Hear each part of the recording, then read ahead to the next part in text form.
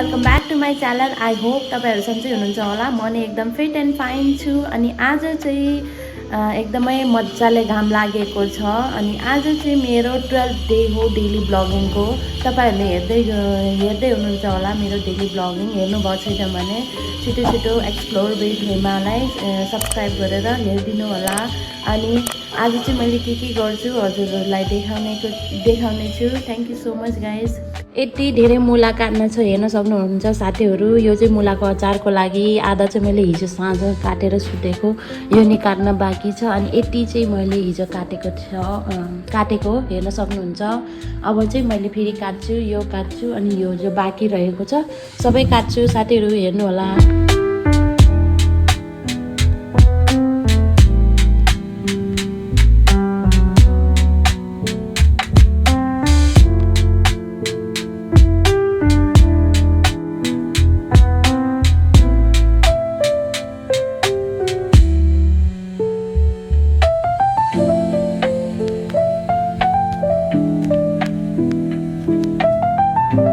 साथीहरु मैले चाहिँ यति धेरै मुला काटेर ल्याइसकेको छु। यति धेरै मतलब यति बाँकी छ। अब अलमोस्ट सबै चाहिँ भइसक्यो। अब चाहिँ म काट्छु। साथीहरु हेर्नु होला।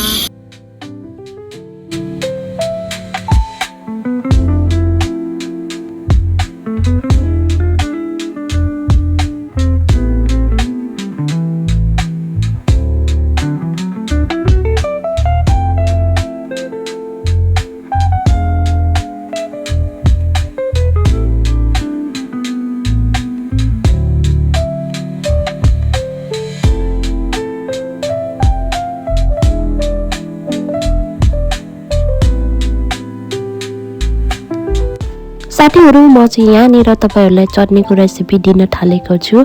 त्यसको लागि फर्स्टमा हामीलाई चाहिन्छ बन्दागोभी। गोभीलाई मजाले सानो काटिदिनुहोस् बन्दा लिएर। अनि यो चटनीलाई चाहिँ 2 दिनसम्म स्टोर गरेर फ्रिजमा राखेर खान सक्नुहुन्छ। एकदमै टेस्टी हुन्छ। यहाँनिर मैले चाहिँ कट गर्न थालिसकेको छु, हेर्न सक्नुहुन्छ। यतिको मसिनो चाहिँ कट गर्नु होला। यसले चाहिँ सानो कट गर्यो भने मजाले त्यो पिस्दाखेरि ग्राइन्ड गर्दाखेरि सजिलो हुन्छ। त्यही भएर मैले चाहिँ यतिको कट गरिसकेको छु। त्यसपछि मैले चाहिँ यसलाई चाहिँ थालमा हाल्छु। हेर्न सक्नुहुन्छ मैले चाहिँ थालमा हालिरहेको छु। अनि यसलाई चाहिँ मजाले कट गर्नु होला। यसरी कट गर्नु होला फटाफट। कट गरिसकेपछि यो हाम्रो फर्स्ट इन्ग्रेडियन्ट हो गोभी चाहिँ हाम्रो फर्स्ट इन्ग्रेडियन्ट। अनि त्यसपछि मैले चाहिँ टमाटर लिइसकेको छु। यो हाम्रो सेकेन्ड इन्ग्रेडियन्ट हो। टमाटरलाई नि मसिनो कट गर्नु होला। हेर्न सक्नुहुन्छ। तपाईहरुले इक्वल एमाउन्टमा लिन सक्नुहुन्छ या त गोभी अलि धेरै लिएर पनि बनाउन सक्नुहुन्छ। फर्स्टमा मैले ग्यास बालिसकेको छु। फेरि कराई राख्नुस्। कराई राखिसकेपछि त्यसमा चाहिँ फर्स्टमा चाहिँ तेल हाल्नुस्। यहाँनिर चाहिँ मैले तेल हालिसकेको छु, हेर्न सक्नुहुन्छ। अनि त्यसपछि गोभी हाल्नुस्। अघि नै कट गरेको गोभी हाल्नुस्। मैले चाहिँ हाल्दैछु। अनि हालिसकेपछि यसलाई चाहिँ मजाले चलाउनुहोस्। यसलाई चाहिँ मजाले चलाउनुहोस्। त्यसपछि नुन हाल्नुहोस् फर्स्टमा। अनि त्यसपछि टमाटर हाल्नुहोस्। तपाईले अगाडि पछाडि गरेर पनि हाल्न सक्नुहुन्छ। एकैचोटि हालेर नुन पनि हाल्न सक्नुहुन्छ। मैले चाहिँ त्यसरी गरेछु। त्यसपछि खोर्सानी हाल्नुहोस्। खोर्सानी हालिसकेपछि धनिया पनि हाल्नुहोस्। यो सबै इन्ग्रेडियन्ट सबैमा मिक्स गरिदिनुहोस्। अनि त्यसपछि टिमुर हाल्नुहोस्। टिमुर यसरी हाल्नुहोस्। अनि त्यसपछि लास्टमा चाहिँ हाम्रो इन्ग्रेडियन्ट हो भिनेगर। तपाईहरुसँग अजिनोमोटो पनि छ भने त्यो पनि हालेर यसमा बनाउन सक्नुहुन्छ। हेर्नुहोस् हामी भिनेगर हालेर यसलाई पनि मजाले चलाएर एकछिन पाक्न दिनुस्। यसलाई चाहिँ लटक्कै नगल्दासम्म पकाइराख्नुहोस्। गलिसकेपछि निकाल्नुहोस्। एउटा थालमा सेलाउनलाई राखिदिनुस्। यसलाई चाहिँ हामीले ग्राइन्ड गर्नुपर्छ। सेलायो भने यसलाई चाहिँ मजाले ग्राइन्ड गर्नुपर्छ। अनि अब चाहिँ यसलाई ग्राइन्ड गर्नुपर्छ। फर्स्टमा चाहिँ तपाईहरुले तेल या त भाङको फल लिएर पहिला तपाईहरुले पिस्नु त्यसलाई। अनि त्यसपछि अलिअलि गर्दै अघि नै हामीले जो पेस्ट बनाएको थियो त्यसलाई चाहिँ अलिअलि गरेर तपाईहरुले त्यसमा पेस्ट बनाउन सक्नुहुन्छ, हेर्न सक्नुहुन्छ। मैले चाहिँ बनाइरहेको छु। फर्स्टमा चाहिँ त्यो भाङको फललाई मजाले पिसिदिनुहोस् फर्स्टमा, अनि त्यसपछि यो टमाटरहरू यो पेस्ट हालेर पिसेको गर्नुहोस् जबसम्म सिद्धिन। यहाँनिर चाहिँ मेरो पिसेर भइसकेको छ, हेर्न सक्नुहुन्छ। ल चटनी पनि रेडी भयो मेरो चाहिँ। साथीहरू यतिको मिठो बन्न पर्छ है चटनी चाहिँ। यो चाहिँ मोमोसँग नि खान सक्नुहुन्छ अनि चाउमिनसँग पनि खान सक्नुहुन्छ। एकदमै मिठो भएको छ। मैले चाहिँ टेस्ट गरिसकेको छु।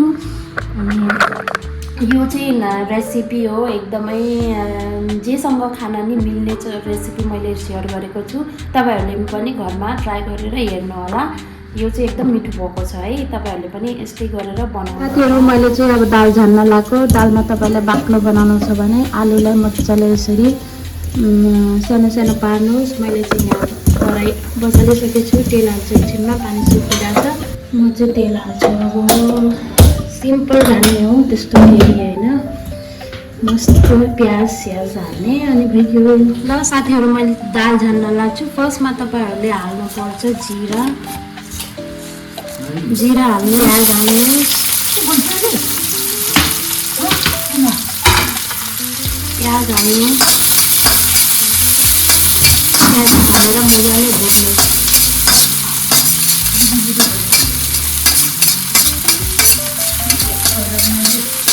प्याजलाई चाहिँ अब ब्राउन हुन दिनु होला। त्यसपछि नुन हाल्नु। सकेपछि तपाईँले बेसार हाल्नुहोस्। बेसार हालिसकेपछि लसुन हाल्नु। लसुन हालिसकेपछि आलु हाल्नुहोस्।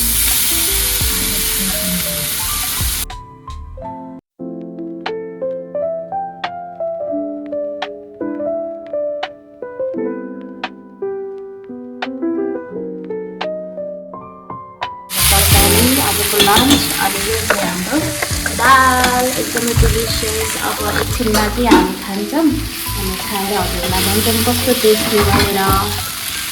मिठो मिठो मिठो। यो हाम्रो आजको लन्च भात छ, तरकारी छ, आलु र गोबी मटरको, अनि अघि नै बनाएको यो चटनी खान पर्यो। यहाँ मम्मी बाबाले खाँदै हुनुहुन्छ खाना। मिठो छ मम्मी बाबा? मिठो मिठो छ। वाह दामी छ। तरकारी चाहिँ मम्मीले बनाउनु भएको, दाल मैले झानेको, चटनी मैले बनाएको। यसको रेसिपी मैले अघि नै दिइसकेको छु, तपाईहरुले पनि ट्राई गर्न सक्नुहुन्छ। एकदम टेस्टी छ। म चाहिँ खाएर देखाउँछु तपाईहरुलाई कस्तो हुन्छ चटनीसँग मिक्स गरेर।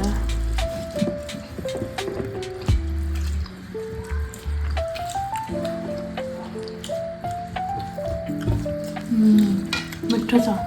चटनी कति मिठो भएको है।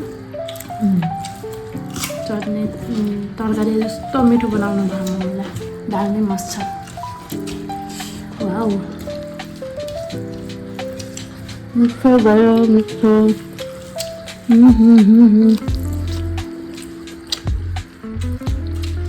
यस्तै चटनी बनाउनु तपाईहरु पनि, एकदम टेस्टी हुन्छ। गगनले भात खान लाग्छ। गगन टेस्ट गर कस्तो छ खाना। चटनी नै हालेर खा।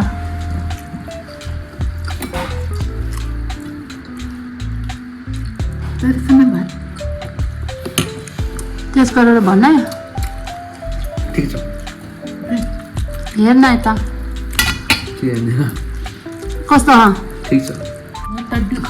मम्मी चाहिँ दुधसँग खान लाग्नुपर्छ। त्योहरू हाम्रोमा मुलाको अचार बन्न लागेको छ, हेर्न सक्नुहुन्छ। यतिको मुला भइसकेको छ। तपाईहरुलाई पनि अर्डर गर्न छ भने तपाईहरुले मलाई कन्ट्याक्ट गर्न सक्नुहुन्छ। यति धेरै बन्नेवाला छ मुलाको अचार चाहिँ। छिटोभन्दा छिटो अर्डर गर्न सक्नुहुन्छ। म चाहिँ छतमा आएको छु। छतमा चाहिँ मुला सुकाउन आएको, हेर्न सक्नुहुन्छ। यतिको सुकाइसकेको छु। यो चाहिँ 30 किलो मुला हो। अनि यसलाई मजाले बनाउनु पर्छ गाइस। अनि आज चाहिँ घाम एकदम राम्रो आएको छ, त्यही भएर पनि मुला काटेर सुकाइसकेको छु, हेर्न सक्नुहुन्छ। अनि आजको हेर्नु वेदर चाहिँ एकदम राम्रो छ। वाउ एकदमै राम्रो वेदर। उता टाढा टाढा त हुस्सो लागेको छ, तर यता चाहिँ घाम लागेको छ है, एकदम राम्रो। म तपाईँहरूलाई यस्तो पुरै भ्यू देखाउँछु, हेर्नु होला। मैले चाहिँ मुला सुकाइसकेको छु अनि घाम पनि तापिरहेको छु। अनि तपाईँलाई कस्तो लाग्छ मेरो भिडियो, मनपर्छ भने लाइक र सब्सक्राइब गरेर साथ र सपोर्ट दिनु होला। अहिलेसम्म दिइराख्नु भएको छ अनि मैले चाहिँ डेली ब्लगिङ गर्छु, तपाईँहरूले हेरिराख्नु भएको छ होला भिडियो पनि। तपाईँहरूले सजेसन दिन सक्नुहुन्छ। मैले चाहिँ रेसिपीहरू पनि सेयर गरेको छु आज, अनि त्यो रेसिपी हजुरहरूले ट्राई गर्नु, मिठो लाग्यो भने बनाएर मलाई एकदम मिठो थियो भन्नु होला है। अनि यही हो, आज चाहिँ यस्तो छ, घाम ताप्न आएको। यहाँ बस्छु म एकछिन। अहिले घाम तापिरहेको छु मजाले, एकदम राम्रो घाम आएको छ। अनि तपाईँहरूले मेरो भिडियो एकदम मन पराइदिनु भएको छ, धेरै धेरै धन्यवाद। अहिले चाहिँ डेली ब्लग हाल्छु, मिस नगरेको सधैँ हेर्नु होला। अनि यस्तै भिडियो मैले चाहिँ रेसिपीहरू पनि सेयर गर्छु ल। अब आज चाहिँ मैले एकदम मिठो चटनीको रेसिपी सेयर गरेको छु। त्यो चाहिँ तपाईँहरूले ट्राई गरौँ घरमा, अनि कस्तो लाग्छ मलाई भन्नु होला। मिठो लाग्यो भने मिठो छ भन्नुहोस् कमेन्टमा आएर। यति भन्दै म चाहिँ जान्छु guys, bye. Thank you so much for watching.